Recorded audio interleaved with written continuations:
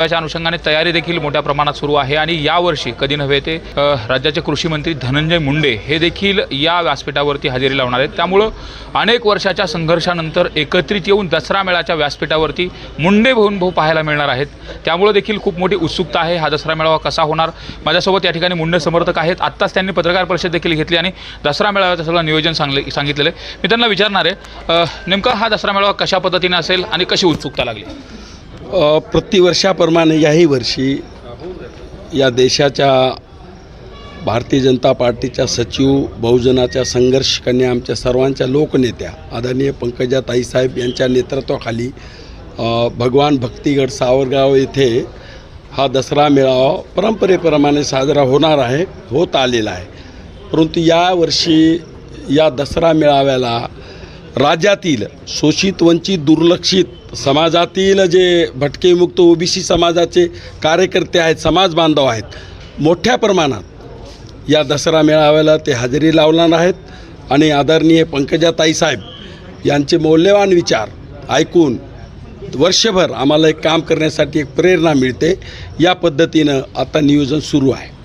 महिलांना देखील खूप मोठी उत्सुकता आहे। ताई काय बोलणार याकडे सगळ्यांचं लक्ष लागलेलं आहे। तसं पाहिलं तर विचाराचं सोनं लुटणारं उत्सव म्हणजे दसरा मेळावा म्हटलं जातं। प्रतिवर्षाप्रमाणे ताई याही वर्षी उत्सुकतेनं आदरणीय आपले भगवान बाबा यांच्या सावरगाव घाट या ठिकाणी दसरा मेळावा होत आहे। याच्यासाठी तुम्हाला काय उत्सुकता लागली? आम्हाला ताईंचे भाषण ऐकण्याची उत्सुकता लागलेली आणि ताई प्रत्येक वेळेस ऊसतोड कामगारांना जे काही शुभेच्छा देतात आणि कार्यकर्त्यांनाही प्रेरणा देतात काम करण्याची, ही आम्हाला आणि या उत्सुकता या भाषणातून मिळते। तसं पाहिलं तर बऱ्याच वेळेस ऊर्जा देखील मिळाली अशी कबुली कार्यकर्त्यांनी दिली होती। आगामी विधानसभा निवडणुका आहेत आणि त्या पार्श्वभूमीवर हा दसरा मेळावा अत्यंत महत्त्वाचा समजला जातो। तुम्ही कसं पाहता या?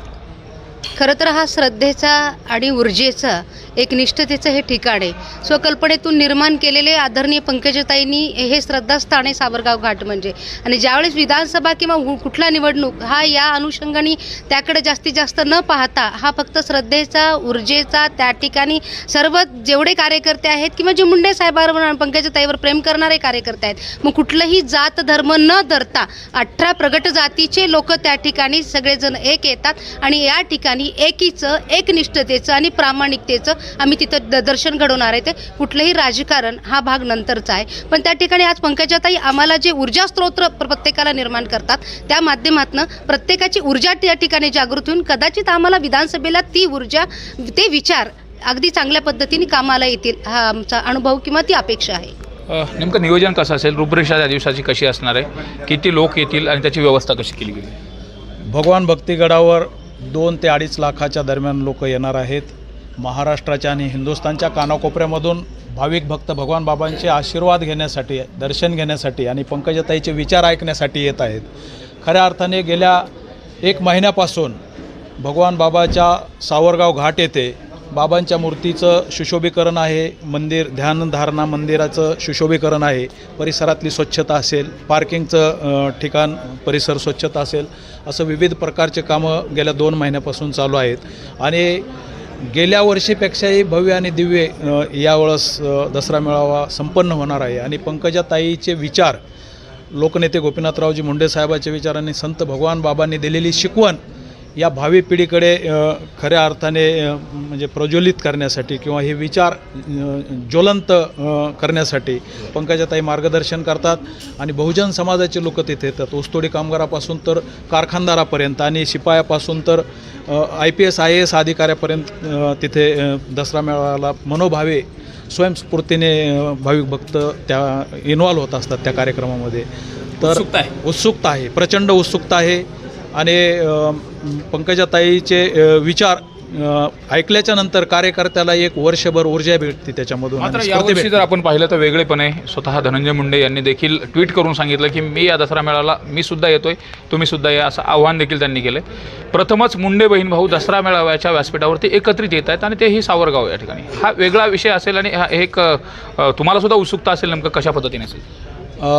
भाऊ येणार असतील तर आम्हाला सुद्धा आनंदच आहे त्याच्यामध्ये। कारण आम्ही सर्व भगवान बाबांचे भक्त आहेत आणि तिथं राजकीय जोडे बाजूला ठेवून आणि स्वतःचा बडेजाव बाजूला ठेवून तिथं एक भाविक भक्त म्हणून तिथे कार्यक्रमामध्ये सहभागी होत असतात आणि सर्व भक्तांना आनंद वाटेल सगळ्यांचा. नेमकं धनुभाऊ मुंडे देखील या ठिकाणी उपस्थित राहत आहेत. काय कसं पाहता एकंदरीत याकडं बहीण भावांचं एकत्रित येणं असेल, लोकसभा निवडणुकीत तर आपण ते पाहिलं होतं, मात्र दसरा मेळाव्याच्या व्यासपीठावरती पहिल्यांदा ते या ठिकाणी उपस्थित राहतात. इथं येणारा प्रत्येक पुरुष हा ताईसाहेबांचा भाऊ आहे आणि प्रत्येक महिला ही बहीण आहे. एक कौटुंबिक नातं या निमित्ताने दसरा मेळाव्याच्या माध्यमातून गेली अनेक वर्ष आपण पाहतो. लोकनेते गोपीनाथ मुंडे साहेबांनी या दसरा मेळाव्याला खरं मूर्त स्वरूप आणलं आणि त्यांच्या माध्यमातून वंचितांचा वाली आणि वाणी बनण्याचं काम या ठिकाणी मुंडे साहेब करत होते. त्याच्यानंतर आमच्या लोकनेत्या लाडक्या आदरणीय पंकजाताई साहेब यांनी हा वारसा एकदम भक्कमपणे सांभाळला आणि त्यामुळे या ठिकाणी कुणी विशेष निमंत्रित कधी केलं जात नाही, परंतु जो कुणी येईल त्याचा विशेष स्वागत या ठिकाणी सर्व भक्तांकडून केलं जातं.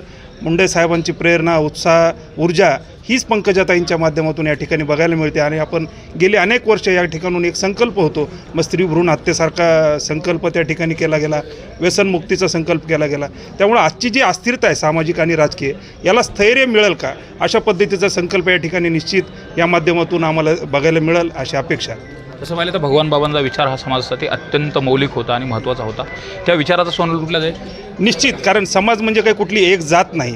समाज म्हणजे या समाजामध्ये वावरणाऱ्या सर्व जाती धर्माचे लोक भगवान बाबांना मानतात. त्यामुळं निश्चित या ठिकाणी विचारांची सोनं तर लुटलं जाईल आणि एक सीमोल्लंघन, आजच्या ज्या सामाजिक परिस्थितीचं सीमोल्लंघन या निमित्ताने निश्चित भगवान भक्ती घडवून आदरणीय पंकजाताई साहेबांच्या माध्यमातून निश्चित आपल्याला बघायला मिळालं. तुम्ही कसं पाहता याकडं, या दसरा मेळाव्याकडं आणि एकंदरीत अनेक दसरा मेळावे होत आहेत, त्यामध्ये विशेष वेगळेपण काय असणार आहे भगवान भक्तीगडाचं मेळाव्याचं?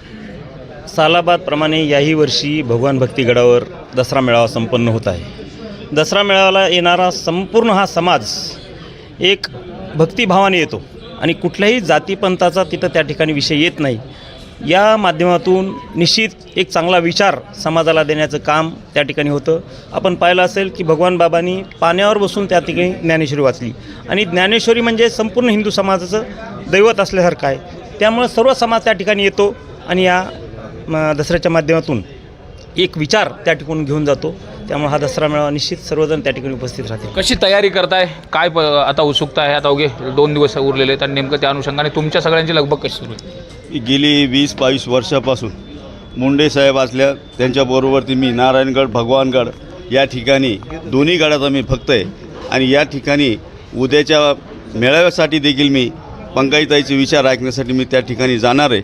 सर्व भावी भक्तांनी त्या ठिकाणी आपण यावं, आम्ही जाणार आहोत, आपण बी यावं अशी विनंती करतो आहे. नेमकं काय सांगाल, कशा पद्धतीनं या दसरा मेळाव्याकडे पाहताय? आणि एकंदरीतच जर पाहिलं तर अनेक वर्षाची परंपरा आहे, मुस्लिम बांधव देखील मुंडे साहेबांपासून या दसरा मेळावा असेल त्यांच्या सगळ्या ह्यात सहभागी होत असतात. नाही, परंपरा मुंडे साहेबाची आहे. दसरा मेळाव्याला प्रत्येक वर्षी आम्ही खूप संख्येने हजर राहतो आणि ताईचे विचार ऐकण्यासाठी आमची उत्सुकता असते. ज्यावेळेस ताई आम्हाला जे भाषण करतात तर ही उत्सुकता आमची वर्षभर टिकविण्यासाठी ताईला आम्ही ऐकण्यासाठी जातो. वंचितांचा मेळावा म्हटलं जायचं. ताई बऱ्याच वेळेस त्या मेळाव्यातून त्याचं आव्हान दिले. वंचिताचा वाली बनण्याचा देखील जे मुंडे साहेबाचं स्वप्न आहे ते देखील वारंवार बोलून दाखवत होत्या. कशा पद्धतीने हा दसरा मेळावा शकतो, हा आवाज नेमका कशा पद्धतीने केला जातो आणि ज्यावेळेस ताई बोलत असतात त्यावेळेस तुम्हाला काय वाटलं? लोकसभेनंतर आम्हाला ताईंच्या कार्यकर्त्यांना अगदी मरगळ आल्यासारखे आहे आणि हा मेळावा आमच्यासाठी मुंडे साहेबांच्या कार्यकर्त्यांचा ते अत्यंत महत्त्वाचा मेळावा आहे. जसं मुंडे साहेब न विसरता दादर चैत्यभूमीला बाबासाहेबांना अभिवादन करण्यासाठी दरवर्षी जायचे, त्यावेळेस तसंच आम्हीसुद्धा 25 ते 30 वर्षापासून आदरणीय साहेबांनी सुरू केलेली ही परंपरा म्हणून आम्ही भगवानगडावर जातो. ताईसाहेब जे काही भाषण करतात, जे काही बोलतात, त्यांनी आमच्या अंगात जी ऊर्जा संचारते. आता तुम्ही पहा, एकदा आम्ही तिथून आल्याच्यानंतर जोमानं कामाला लागणार. आम्ही सर्वजण मुंडे साहेबांचे भक्त आहोत आणि ज्या भगवान बाबांनी एक करी का पण शिका म्हणून ज्यांनी सांगितलं, ज्यांचा विज्ञानवादी दृष्टिकोन होता, ज्यांचा लोककल्याणकारी दृष्टिकोन होता, ज्यांनी गोरगरिबांच्या लेकरांसाठी शाळा काढल्या, अशा या महंताला आम्ही सर्व मानणार. मी एस सी समाजाचा कार्यकर्ता आहे. आम्हीसुद्धा दरवर्षी 20 ते 25 वर्षापासून आमचे एस सी समाज बांधवातील आम्ही सर्व मित्र, आम्ही सर्व घटक, सर्व पदाधिकारी मोठ्या ताकदीने जातो आणि यावेळीसुद्धा तेवढ्याच ताकदीने आम्ही जाणार आहोत. आता जसं म्हटलं तुम्ही खूप मोठी ऊर्जा आणि खूप मोठ्या पद्धतीने कामाला लागू. लोकसभा निवडणुकीचा जो पराभव आहे त्याचा वचपा भरून काढला जाईल आता 100% काढणार आहे. ज्यांनी आम्हाला खोड्या केल्या त्या सगळ्यांच्या खोड्या आम्ही सगळ्यांना पाया पडायला लावणार आहेत. ज्यांनी आम्हाला खोड्या केल्या आमचं तर त्यांना हे आहे की जाहीर आव्हान आहे. ज्यांनी आम्हाला खोड्या केल्या त्यांनी आम्हाला मतदान मागायला त्या पदाधिकाऱ्यांनी तो कुठल्याही याचा असो आमच्या दारावर सुद्धा त्यांनी येऊ नये. आणि ज्यांनी ताईला पाडण्यासाठी प्रत्यक्ष आणि अप्रत्यक्ष कार्यक्रम दाखवला त्या सगळ्यांचा कार्यक्रम आम्ही दाखविणार एवढं मात्र आमचा शब्द आहे. या आगामी विधानसभा निवडणुकीसाठी हा दसरा मेळावा अत्यंत महत्त्वाचा आहे आणि यातून खूप मोठं काही क्रांतीचा विषय होऊ शकतो. 100% होणार.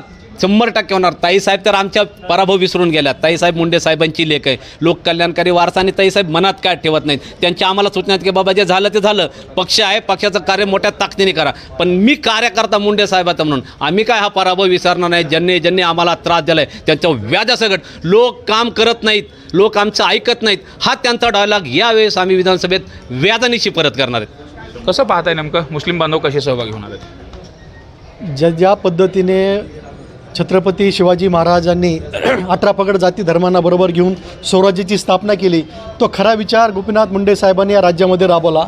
गोपीनाथ मुंडे साहेबांनी अनेक राज्यातील जे प्रत्येक जाती धर्मातील मग धनगर समाजातील जानकर साहेब असतील, पाशा पटेल साहेब असतील, मग आठवले साहेब असतील, अशा सर्व लोकांना घेऊन त्यांनी प्रवाहात आणलं. तोच वारसा पंकजाताई चालवत आहेत. त्याच्यामुळं येणाऱ्या काळामध्ये पंकजाताईसोबत आम्ही 18 पगड जाती धर्माचे लोक त्यांच्यासाठी त्यांच्या पाठी भक्कमपणे उभा राहणार आहेत. मुस्लिम समाज बहुसंख्येने या मेळाव्याला दरवर्षी येत असतो. यावेळीसुद्धा अनेक जास्तीत जास्त हजारोच्या संख्येने मुस्लिम समाज मेळाव्याला उपस्थित राहणार आणि पंकजाताईची ताकद दाखवणार. जिल्ह्यामध्ये या अगोदर एकच दसरा मेळावा व्हायचा, मात्र आत्ता यावेळेस 2 दसरा मेळावे होणार आहेत.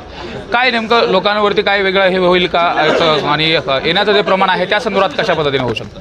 संतश्रेष्ठ भगवान बाबा आणि संतश्रेष्ठ नगद नारायण महाराज यांच्या दोन्ही गडावाच्या ठिकाणी हा मेळावे होत आहेत. आणि दोन्ही मेळावे हे परंपरेचे मेळावे आहेत.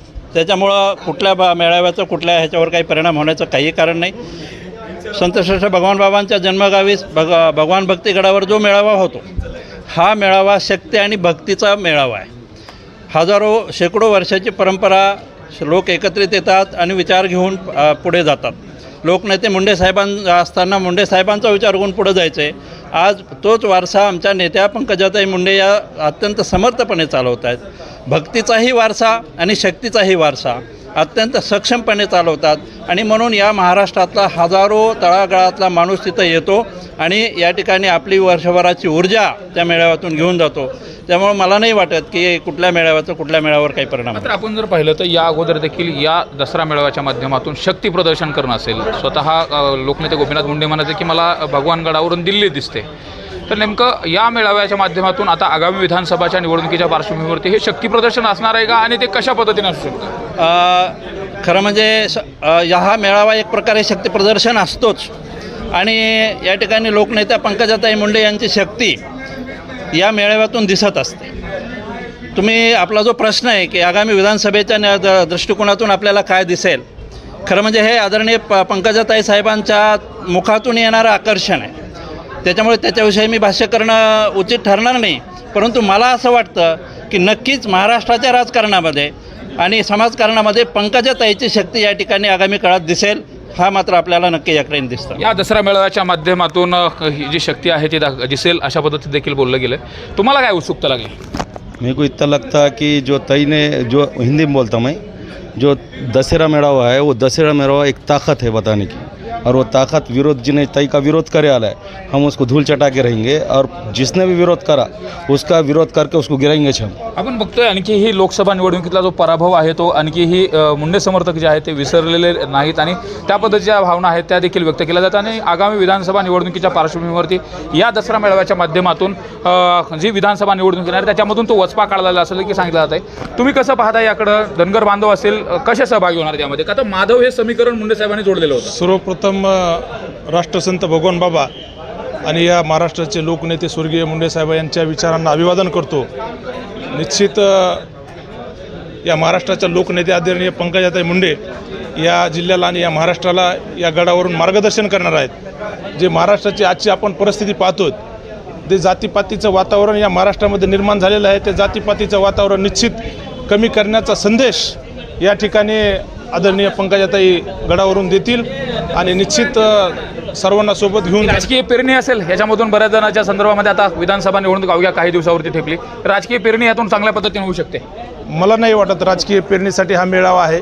तो एक कार्यकर्त्यांसाठी संदेश देण्यासाठी, कार्यकर्त्यांना मार्गदर्शन करण्यासाठी आणि कार्यकर्त्यांना ऊर्जा देण्यासाठीचा हा खऱ्या अर्थानं हा मेळावा आहे. कार्यकर्त्यांना ऊर्जा देण्यासाठीचा हा मेळावा असल्याचं देखील सांगितलं जात आहे. विशेष म्हणजे या ठिकाणी ज्येष्ठ कार्यकर्ते देखील मुंडे साहेबांच्या सोबत अनेक वर्ष त्यांनी दसरा मेळावे देखील पाहिले आणि या दसरा मेळाव्याच्या माध्यमातून अनेक दसरा मेळावे यशस्वी करण्यासाठी तुम्ही प्रयत्न केला होता. तसं पाहिलं तर ही परंपरा जर आपण पाहिली तर भगवान गडावरूनची ही परंपरा आहे. मुंडे साहेब असतील, भगवान बाबांचे विचार तिथपासून घेतले जात होते. अनेक दसरा मेळाव्याचे तुम्ही साक्षीदार आहेत. पहिले दसरा मेळावे आणि आताचे दसरा मेळावे, वैचारिक सीमोल्लंघन कशा पद्धतीने हे सगळं असतं?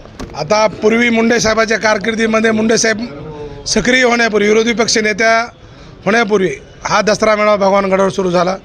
आनंदाने सर्व जिल्ह्यातले व राज्यातले अनेक लोक या दसरा मेळाव्यात सहभागी झाले. कालांतराने मुंडे साहेबांचं दुःख निधन झालं. दुःख निधन झाल्यानंतर हा दसरा मेळावा भगवान गडावर घेऊ नये अशी श्रीमंत शास्त्रीजीने आग्रह केला की या गडावर आता मुंडे साहेबानंतर कुणी. नेमका संघर्ष काय होता? संघर्ष फक्त मुंडे साहेबांच्या विरोधात नाही, मुंडे साहेबानंतर या गडावर राजकीय कार्यक्रम नको, कुणी असो म्हणजे. आणि त्यांचं असं शास्त्रीचं म्हणणं होतं की ते कार्यक्रम नको. आणि मग आपण पर्याय काढला की दसरा मेळावा तो झालाच पाहिजे. आणि हा दसरा मेळावा जिथं भगवान बाबाचं जन्मस्थान आहे, पायथ्याला सुद्धा दसरा मेळावा झाला होता अगोदर. नाही, पायथ्याला आपण काय केलं, अचानकपणे दसरा मेळावा विरोध करायचा प्रयत्न केला. मग बाबाच्या पायथीशी जसं पंढरपूरला एखादी बार दर्शना विठ्ठलला गेलो तर गर्दी असली तर आपण पायरीचं दर्शन करतो, तसं त्यावेळेचा दसरा पायरीला केला होता, अचानक बदलायची पाळी येऊ नये म्हणून. आणि तिथून दसऱ्याच्या खरे संघर्षाला सुरुवात झाली. ताईंनी त्यावेळेस बोलून देखील दाखवलं होतं की आता मला परत संघर्ष करायचा आणि त्या संघर्षातून उभा राहिलेला भगवान भक्तीगड असं देखील बहुतांश वेळा त्यांनी म्हणून दाखवलं होतं. बरोबर आहे. मग हा संघर्षाचा गड आहे आणि संघर्ष या ठिकाणी आता लोकसभा निवडणुकीत देखील ताईला करावा लागला. आता विधानसभा निवडणूक डोळ्यावरती आलेली, प्रत्येकजण कामाला लागल्याचं पाहायला मिळतंय.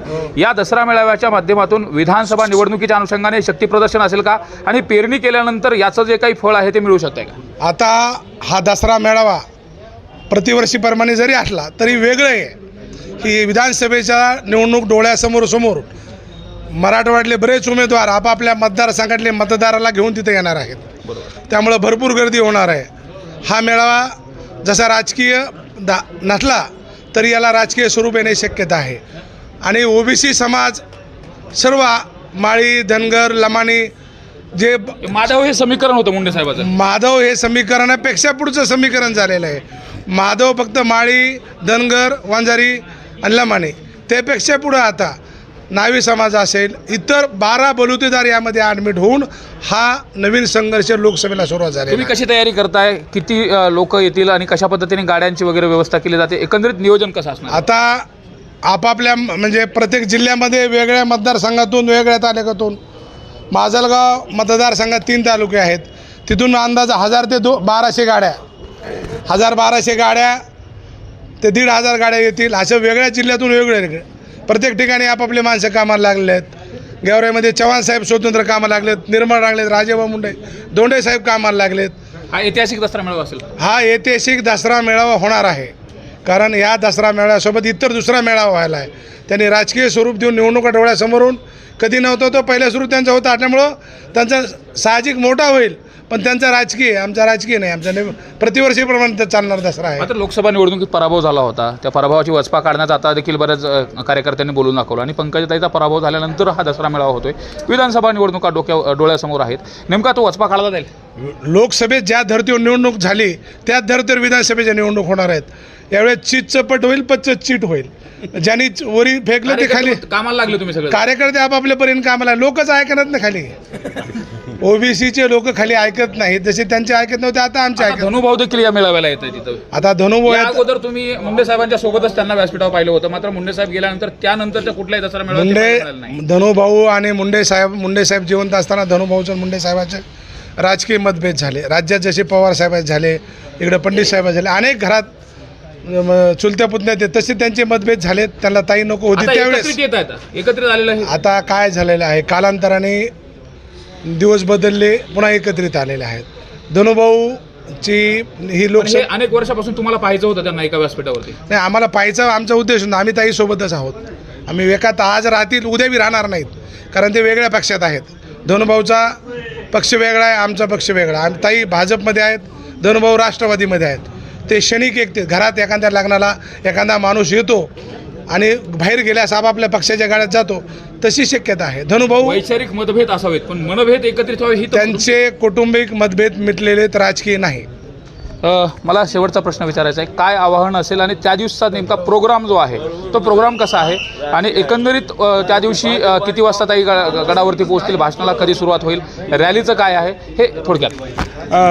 दसऱ्याच्या दिवशी खरं तर सर्व भक्त मंडळीला सांगण्यात आलं की आपण सर्वांनी त्या ठिकाणी निघत असताना, घरून निघताना सकाळी लवकर निघून वेळेवरती पोहोचायचं आणि येताना आपल्या पाण्याची व्यवस्था, खाण्याची व्यवस्था सोबत थोडी ठेवावी, कारण ऊन खूप आहे. आपण आजही पाहता ऊन खूप आहे, त्याच्यामुळं आपल्या उन्हापासून संरक्षण झालं पाहिजे. त्यासाठी वयस्कर मंडळी असेल, तरुण कार्यकर्ते असतील, यांनी आपली काळजी घेण्यासाठी पाणी असेल किंवा थोडंफार खाण्यापिण्याची व्यवस्था आपण आपली करायची. आणि बरोबर जाती धर्माच्या लोकांना आव्हान असेल तुमचं? 18 पगड जाती धर्माचे लोक, त्यामध्ये सर्वच वंचित या ठिकाणी सर्व जाती धर्माचे, पंथाचे, मुस्लिम बांधव या ठिकाणी मोठ्या प्रमाणात येणार आहेत. त्या सर्वांनी अतिशय उत्साहाने नेहमीप्रमाणे जसा दसरा मेळावा होतो तोच दसरा मेळावा मुंडे साहेबांनी केलेली परंपरा, सुरू केलेली परंपरा, ती परंपरा या ठिकाणी मोठ्या स्वरूपात आणखी त्याला मूर्त रूप आणण्यासाठी आपण सर्वांनी एकत्रित येऊन कुठलाही परिणाम न होता या ठिकाणी उत्साहाने सर्वांनी यायचं आहे. आणि बरोबर 12च्या दरम्यान त्या ठिकाणी ताईसाहेब लँड होतील.